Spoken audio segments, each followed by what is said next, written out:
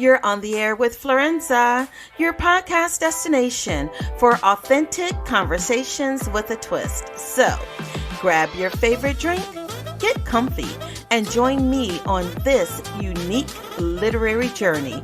Cheers! Joining us today is Etta Easton.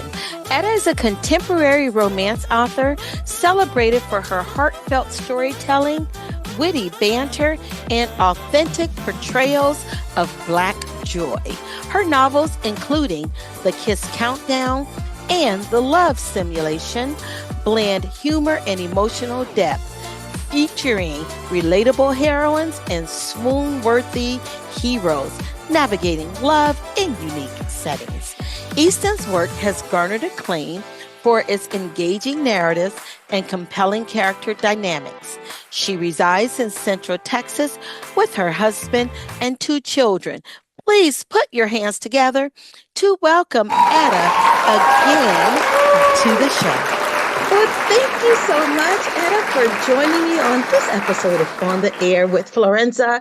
And I personally want to thank you for your patience. I know our listeners do not know all that we have had to go through to get that record button, but so thank you for your patience. And before we get started, because I have so many questions, I am going to toast to a very successful show, and I'm drinking coffee, and I believe you. Oh, there you go. Cheers to a good show. So it seems like it was just yesterday that I was introduced to the brilliant mind of Etta Easton and your naughty but sweet nature. And this is now which book, and is this considered a series, what you're writing, or is this a standalone? It kind of looks like it has that same feeling, but how are you categorizing this book? Yes, a standalone, or I guess like a companion novel. So, you'll still see some of the same characters, but you don't have to read the Kiss Countdown to understand what's going on in the Love Simulation. Love it. And I love the fact that you kept with the space simulation kind of thing going. So you've got a thing for astronauts, do you, girl? Does your husband know about this? Well, he knows that he has, like there's a high bar that he has to raise up to. But he gets me all the astronaut stuff. He got me a little astronaut projector for Christmas a couple years ago. So Now, have you always had this fascination for space? I pretty much, yeah. I just love space, looking at the stars, even though, I live in a big city, I can't really see the stars. But I have always just loved space in itself. Now, talk to us a little bit about Brianna and Roman. And I have to tell you, the name Roman Major just sounds so sexy. Like, he could look like Popeye, but just with that name, it just comes across as so sexy. So just take us into their world and tell us, what was it like creating this romance story for them? Okay, so Brianna, she's the youngest in a family of pretty much Black excellence. Brother is an astronaut. Her sister has her own OBGYN practice. So she hasn't really settled on her right career path, and she kind of feels like she's just a wild child and doesn't measure up to everybody else. So now that she's got this vice principal position, she feels like she has to succeed at it.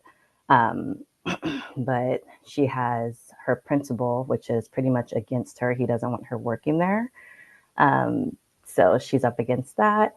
And she's up against feeling like she has to keep her social life and her private life very separate. So she can't really interact with the teachers.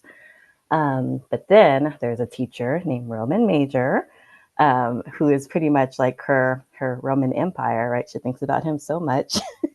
but she has to, try and keep that separate. But Roman, he's a science teacher. He is the son of the principal, who doesn't like Brianna. So he's a son of the principal. So there's, that clash going on. And he, because he's the son of the principal that none of the teachers like, they are wary of him too. So he pretty much keeps himself separate from the teachers as well. But then they both end up in a Mars simulation. Brianna is trying to save the school library. If they can complete the simulation, they get enough money to save the school library. But with Roman there, she doesn't know if he's really there for his dad because his dad does not want her to succeed, or if he's there for to help them out. Ooh. Now, some of what I realized with Brianna is that she has like this internal dialogue taking place, like every step of the way, right? She's second guessing, she's not certain. What was it like creating this character who, on the surface, she's, like you're saying, this Black excellence, this sense of, yes, I'm in this space, where inwardly she is struggling so much with identity and where she fits in and recognizing her own strengths. How did you balance that? I think it wasn't like really that hard. Like, I guess for her, she like kind of has like the people that see her, they think that she's doing a great job, right? Mm-hmm. For the principal, of course, but everybody else thinks she's doing a great job. But she herself doesn't feel like she's found her place yet. So I guess like it's kind of a form of imposter syndrome, which I am familiar with.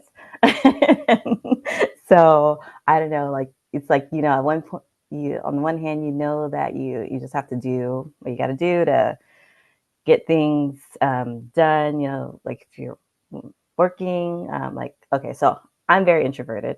When I worked facing the public, I had to like take on this persona. It was tiring, but it's just something that you have to do. So she knows that she has to do it. She's got to get this money for the library. She has to pretty much hype the teachers up and make sure that they don't fail. But then on the other hand, she still, that doesn't negate the fact that she feels like she doesn't measure up. Now, with the technical aspect of love simulation, did I get that right? The love simulation. Mm-hmm. Okay, love simulation and Kiss Countdown having that same space theme. Was it easier this time in creating the whole technical part of the book since you had that experience from Kiss Countdown? This one was a little harder since they're in a Mars-like environment. So I did have to do a little bit more research since the Kiss Countdown. We don't really, Vincent doesn't really go to his job or anything. They do the Amory. She does a little simulation, a little video game that she can't handle. But in the love simulation, they're in a Mars environment. So I did have to do some research for that. And but it was fun. Like NASA, they have these videos. They recently had some astronauts go into a full simulation. I think they were in it for a year or 6 months. I don't know. But you can see what their little environment looks like. It's all red and everything's made with the 3D printer. So I can look up with that. And then I also watched The Martian with by Andy Weir. So that was fun to get into the mode. I did some other, so this one I call like a mashup of Abbott Elementary meets Big Brother. But also there's this fun show. I think it's only had one season so far, but it's called Stars on Mars. And it's hosted by William Shatner, which is they're celebrities that are in a Mars-like environment, and like all these crazy things go on. So it's a fun show. People should check it out. And so I had to tap into different media and research through NASA to figure out what this environment would be like.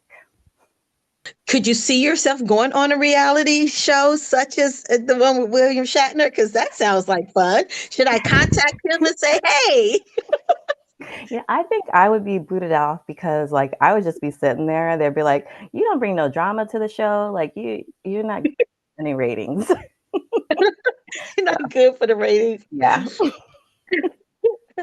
at all. What was the most fun aspect of creating Love Simulation? Um, Thinking of the fun things that could happen to them while they're in there. So they have to be prepared for anything to happen on Mars when they're on their own. So there's some like thinking of just wacky things that could throw them off their game. So we've got at the very beginning, when they're in the program, there is the satellite that just falls and puts them in a tight position because now they can't talk with um, the base command, the home command. So they're on their Uh-huh. own, and we've got there's talk of aliens, but no alien attack, of course. Uh-huh. But yeah, just thinking of the fun things that they would have to encounter if they were really there. What was the most difficult? Hmm. The most difficult would be the different characters. So we've got Brianna and Roman, and then we have three other teachers: Jordan, Angie, and Simone. So I've got five characters that I and were previously, like with the Kiss Countdown, you had pretty much Amory and Vincent, which were in most of the scenes. He had his family too, but these on the Love Simulation with the five characters they're pretty much like breathing on each other's necks. So I Uh-huh. had to make sure that everybody had a purpose to be there and that they were interacting and those interactions were genuine. So just having so many more characters to work with, that was harder. What is the feeling that you want the reader to walk away with after reading Love Simulation? I hope that they will find this book, first of all, to be fun. I just wanted to do something that was just fun and a little silly. Of course, there are romantic moments that I love. There's a part in there with music. I love R&B, so I've got some R&B stuff thrown in there. But also with Brianna, it was about her, um, finding her spot in the world. So, I want people to realize that even if you feel like you haven't found your right career or your right place, that, you'll get there eventually. And, don't beat yourself up. There's always hope. Do you feel that in the book, Brianna has this come to, for lack of a better term, come to Jesus meeting with herself to understand who she is? Do you feel that you answered those questions about her to her? Yes, I think so. Yeah. I hope so. Yeah. I was pretty happy with how it ended with her, finding her right spot and realizing that she doesn't have to measure up to her brother and sister, and she's Yeah. her own person. Yeah. Family dynamics is so crazy, no matter if it's fictional or real life. Do you find that you tapped into some of your own um, experience in your family, or maybe close relatives to where you're like, oh yeah, I got this cousin and aunt situation. Let me just go ahead and expose them.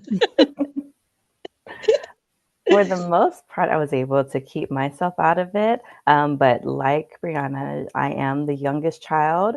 So, there were definitely times when I was growing up and seeing my brother and sister doing things. I'm like, man, I can't wait for that. Or like, that's never going to be me.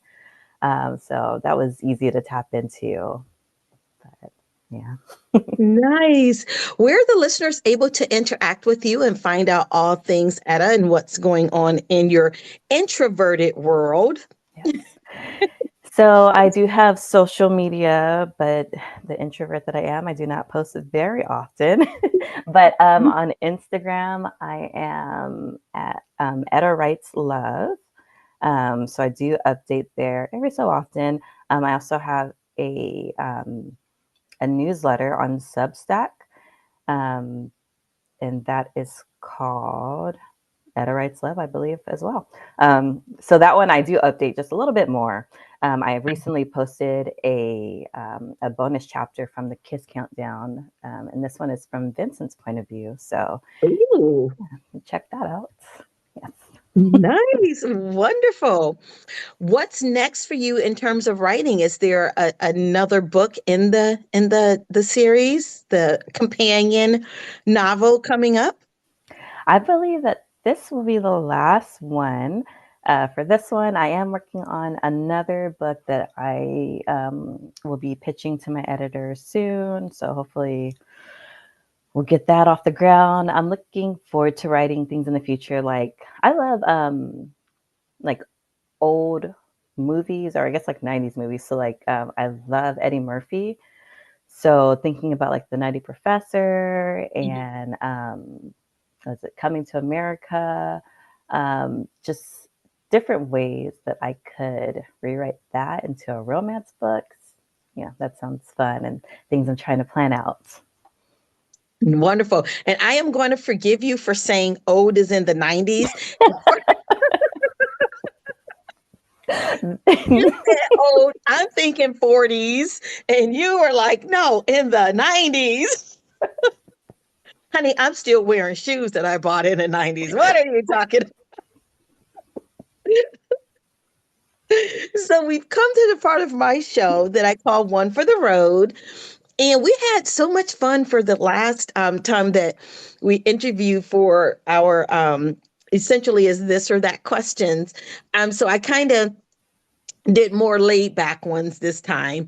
So I wasn't like very creative, but I think they're still fun. So Star Wars or Star Trek? Yeah, Star Trek. I love. There's a series, Star Trek Discovery, with Shaniqua Martin Green. Uh-huh. That is on Paramount, and I love it. She's a black star, and she ends up with a black love interest too. I love their whole dynamic, and the series is done, so you can watch the whole series on Paramount Plus. Okay, nice pitch for them. Yeah. Coffee or tea? Coffee. Yes, as we both are drinking right now. Mountains or beach? Beach. Beach. Books or movies? Books. Books. And pizza or sushi? Pizza. Pizza. Listen, thank you so much for joining me. I am excited about this book and where you're going creatively. This is so beautiful. And thank you for your patience in working out the kinks for this part of 2025. Hopefully all the kinks are out the way and we are on for a smooth sailing and easy liftoff. Yeah. Thank you. Thank you. And this wraps up another episode of On the Air with Florenza. You may follow me on all social media platforms under Florenza Lee or via my website at florenza.org. Until next time.